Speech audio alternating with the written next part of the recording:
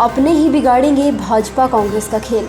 अर्की मंडल कांग्रेस में पार्टी प्रत्याशी के खिलाफ बगावत के बाद भाजपा में भी विस्फोट हो गया है। यहां से पूर्व विधायक रहे गोविंद राम शर्मा ने भी भाजपा प्रत्याशी के विरुद्ध चुनाव लड़ने की घोषणा कर दी है।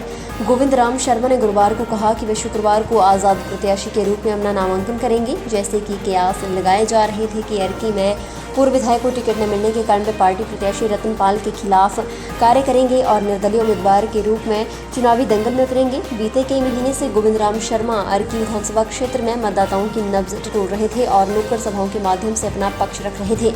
उनको मनाने के लिए पार्टी आलाकमान ने कई प्रयास किए, लेकिन कोई परिणाम नहीं निकला। दूसरी तरफ कांग्रेस प्रत्याशी संजय अवस्थी के खिलाफत कर रहे धड़े ने गुरुवार को कुनिहार में बैठक कर घोषणा कर दी कि वे कांग्रेस उम्मीदवार के खिलाफ प्रचार करेंगे।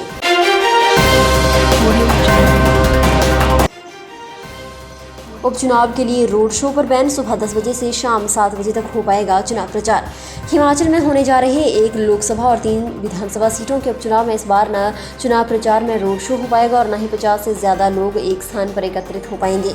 मंडी संसदीय क्षेत्र और फतेहपुर, अर्की और जुब्बल कोटखाई विधानसभा क्षेत्रों के उपचुनाव के लिए मुख्य निर्वाचन अधिकारी सी पालरासू की अध्यक्षता में निर्वाचन व्यय निगरानी की बैठक में ये जानकारी विभिन्न राजनीतिक दलों के प्रतिनिधियों को दी गई। मुख्य निर्वाचन अधिकारी सी पालरासू ने बताया कि चुनाव प्रचार के दौरान सभी राजनीतिक दलों और प्रत्याशियों को कोविड-19 नियमों की कड़ाई से अनुपालना सुनिश्चित करनी होगी। घर घर प्रचार के दौरान प्रत्याशी सहित केवल 5 लोगों को ही प्रचार करने की अनुमति होगी। Road show, motor bike, cycle rally की अनुमति नहीं होगी। वर्चुअल माध्यम से प्रचार के दौरान एक स्थान पर 50 से अधिक लोगों के एकत्र होने पर रोक रहेगी और इस दौरान कोविड-19 नियमों की अनुपालना सुनिश्चित करनी होगी। हिमाचल पथ परिवहन निगम कर्मचारियों की संयुक्त समन्वय समिति की बैठक गुरुवार को एचआरटीसी कार्यशाला हमीरपुर के पास समिति के प्रदेश उपाध्यक्ष मान सिंह ठाकुर की अध्यक्षता में हुई। इसमें एचआरटीसी की 9 कर्मचारी संघों के पदाधिकारियों और सदस्य मौजूद रहे। निर्णय लिया गया कि एचआरटीसी कर्मचारी 11 से 17 अक्टूबर तक हर डिपो में रोजाना गेट मीटिंग करेंगे। अगर सरकार जेसीसी के साथ वार्ता नहीं करती है तो 17 अक्टूबर से रात 12 बजे से 18 अक्टूबर रात 12 बजे तक सभी कर्मचारी काम छोड़ो आंदोलन करेंगे। हड़ताल के दौरान सभी सेवाएं बंद रहेंगी। जेसीसी पदाधिकारियों ने कहा कि अगर सरकार 17 अक्टूबर से पहले वार्ता करती है तो आंदोलन को टाला जाएगा। उन्होंने कहा कि अक्टूबर की 7 तारीख होने के बाद भी सितंबर का वेतन नहीं मिला है। कर्मचारियों की मांगों में वेतन, पेंशन और भत्तों का समय पर भुगतान करना, 3 वर्षों के रात्रि भत्ते और ओवर टाइम का तुरंत भुगतान, 9% महंगाई भत्ता और 13% अंतरिम राहमदेह तिथि से देना, वेतन, चिकित्सा भत्ता और पेंशन की बकाया राशि, पीसी मील कर्मचारियों को अनुबंध पर लाने, भ्रष्टाचार में संलिप्त अधिकारियों पर कार्रवाई करने, पदोन्नतियां पद खाली होते ही देना, पुराना बस अड्डा में निजी बसों का प्रवेश वर्जित, निजी बसों को नियमों के खिलाफ दिए परमिट रद्द करना, सरकारी और निजी बसों की संयुक्त समय सारणी जारी करना, कार्यशालाओं की स्थिति सुधारना, स्टाफ की कमी को पूरा करना शामिल है।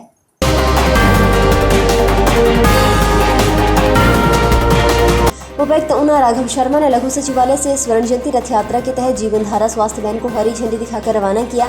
राघव शर्मा ने बताया कि हिमाचल सरकार द्वारा मनाए जा रहे स्वर्णिम वर्ष के तहत ये वैन 2 महीनों तक लैब टेक्नीशियन के साथ एक मेडिकल अधिकारी जिला के सभी ब्लॉकों में जाकर लोगों को चिकित्सीय जांच, अनीमिया स्क्रीनिंग, स्वास्थ्य योजनाओं और स्वास्थ्य विभाग की उपलब्धियों के बारे में जागरूक करेगी। उन्होंने कहा कि वैन में स्थापित लैब के माध्यम से लोगों के निःशुल्क मधुमेह और एचबी के टेस्ट किए जाएंगे। डीसी राघव शर्मा ने जिलावासियों से अपील की है कि यह वाहन लैब आपके क्षेत्र में आए तो अपना एचबी और मधुमेह की निःशुल्क जांच करवाने के साथ साथ अपना मेडिकल चेकअप भी अवश्य करवाएं। हिमाचल प्रदेश के मंडी संसदीय क्षेत्र और फतेहपुर, अर्की, जुब्बल कोटखाई विधानसभा क्षेत्रों के उपचुनाव को लेकर मुख्य निर्वाचन अधिकारी ने व्यय निगरानी के लिए राजनीतिक दलों के प्रतिनिधियों के साथ गुरुवार को बैठक की। उन्होंने कहा कि उपचुनाव में राजनीतिक दलों को नियमों का पालन करना होगा। आपराधिक पृष्ठभूमि वाले प्रत्याशियों को भी इस बारे में चुनाव अवधि में एक घोषणा समाचार पत्रों और टीवी चैनलों के माध्यम से 3 बार प्रकाशित और प्रसारित करनी होगी। नामांकन वापस लेने की तिथि से अगले दिन और मतदान पूर्ण होने से 48 घंटे पूर्व की अवधि में निर्धारित प्रपत्र पर यह घोषणा करनी होगी। कोविड नियमों का पालन करना होगा। घर घर प्रचार के दौरान प्रत्याशी सहित केवल 5 लोगों को अनुमति होगी। सब्सक्राइब करें हमारे YouTube चैनल को और ताज़ा खबरों की नोटिफिकेशन पाने के लिए प्रेस करें बेल आइकन को। एक साल 5 काम कार्यक्रम के अंतर्गत जिला ऊना में सितंबर महीने के अंत तक 261 योजनाओं पर कार्य चल रहा है, जिसमें विकासखंड अब में 72, बंगाणा में 85, गगरेट में 12, हरोली में 51 और ऊना में 41 कार्य चल रहे हैं। ये जानकारी उपायुक्त ऊना राघव शर्मा ने ग्रामीण विकास और पंचायती राज विभागों की विभिन्न योजनाओं की समीक्षा करते हुए दी।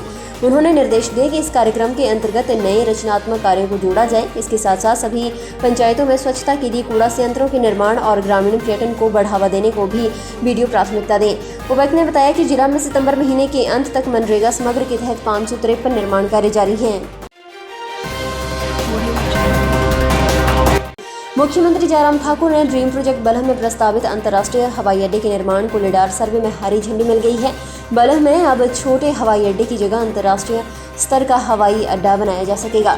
लिडार सर्वे की रिपोर्ट के मुताबिक बलह में अब 3150 मीटर का रनवे बन सकता है, जिससे यहां पर 320 सीटर के बड़े जहाज उतर सकेंगे। इस बात का खुलासा मुख्यमंत्री जयराम ठाकुर ने गुरुवार को मंडी के सेरी मंच पर भाजपा की नामांकन रैली के दौरान किया। उन्होंने कहा कि 3 दिन पहले ही इस सर्वे की रिपोर्ट आई है और इस रिपोर्ट के आने के बाद सरकार ने बलह में अंतर्राष्ट्रीय स्तर का हवाई अड्डा बनाने की दिशा में एक और बाधा को पूरा कर लिया है। बता दें कि जून महीने में प्रदेश सरकार ने बलह में लिडार सर्वे का काम करवाया था, जिसकी जिम्मेदारी सरकार ने बापकोस लिमिटेड को दी थी। सरकार इस रिपोर्ट का इंतजार कर रही थी। हालांकि इससे पहले OLS सर्वे में बलह में 2150 मीटर का रनवे बनाने की बात सामने आई थी। 22 जुलाई को लिडार सर्वे का काम पूरा हो गया था, जिसके बाद अब रिपोर्ट का इंतजार किया जा रहा था। मुख्यमंत्री जयराम ठाकुर ने कहा कि यह हर्ष का विषय है कि मंडी में हिमाचल प्रदेश का पहला अंतर्राष्ट्रीय हवाई अड्डा बनेगा, जिससे क्षेत्र के विकास, पर्यटन और रोजगार को बढ़ावा मिलेगा।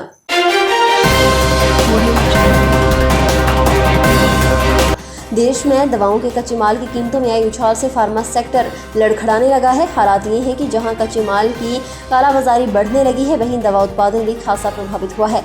उद्योग जगत का कहना है कि अगर कच्चे माल की कीमतों में हो रही बढ़ोतरी को जल्द काबू नहीं किया गया तो इसका असर दवाओं की कीमतों पर पड़ेगा। इसी कड़ी में फार्मा सेक्टर ने केंद्र सरकार से कच्चे माल की कीमतों में अंकुश लगाने के लिए प्रभावी कदम उठाने और बल्क ड्रग पार्कों की जल्द स्थापना की अपील की है।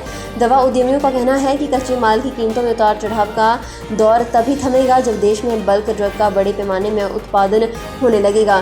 केंद्र सरकार इस संदर्भ में गंभीरता भी दिखा रही है, लेकिन देश में स्थापित होने वाले 3 बल्क ड्रग पार्कों की स्थापना में हो रही देरी फार्मा सेक्टर के लिए सितमगर साबित हो रही है।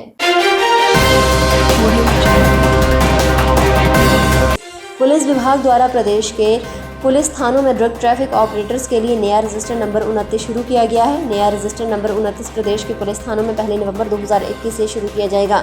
प्रदेश के पुलिस थानों में शुरू किए जा रहे इस रजिस्टर में ड्रग्स और साइकोट्रॉपिक्स के बारे में आपराधिक मामलों में शामिल लोगों का विवरण होगा। प्रदेश में चिट्टा और सिंथेटिक दवाओं के यातायात के साथ साथ पोस्ट और भांग की अवैध खेती और यातायात से संबंधित समस्याएं हैं। इसलिए पुलिस विभाग ने ड्रग्स के तस्करों की अधिक बारीकी और व्यापक निगरानी की आवश्यकता महसूस की है। पुलिस थानों में शुरू किया जा रहा ये नया रजिस्टर नंबर 29 पुलिस अधिकारियों को नशीले पदार्थों की तस्करी की निगरानी और अधिक प्रभावी ढंग से मदद करने में मदद करेगा। नशीली दवाओं से संबंधित मामलों की घटनाओं को कम करने में भी मदद करेगा।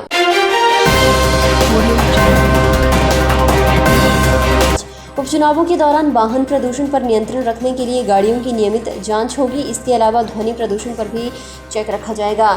मुख्य निर्वाचन अधिकारी सी पालरासु ने कांगड़ा, सोलन, मंडी, कुल्लू, शिमला, चंबा, किन्नौर और लाहौल स्पीति के जिला निर्वाचन अधिकारियों को मंडी लोकसभा क्षेत्र और फतेहपुर, अर्की और जुब्बल-कोटखाई विधानसभा क्षेत्रों के उप निर्वाचन के दौरान प्रदूषण पर नियंत्रण रखने के लिए समुचित उपाय करने के निर्देश दिए हैं। उन्होंने कहा कि इस संबंध में भारत निर्वाचन आयोग ने निर्वाचनों के दौरान वाहनों और लाउड स्पीकरों के प्रयोग के बारे में स्थायी अनुदेश पहले ही जारी कर दिए हैं। उन्होंने कहा कि आदर्श आचार संहिता के पालन के लिए गठित समिति में राजनीतिक दलों के प्रतिनिधि भी शामिल होते हैं। मुख्य निर्वाचन अधिकारी ने जिला निर्वाचन अधिकारियों को इस समिति की बैठकें आयोजित करके आदर्श आचार संहिता की अनुपालना के साथ साथ राजनीतिक दलों के प्रतिनिधियों को प्रदूषण को नियंत्रित रखने के लिए प्रेरित करने को कहा।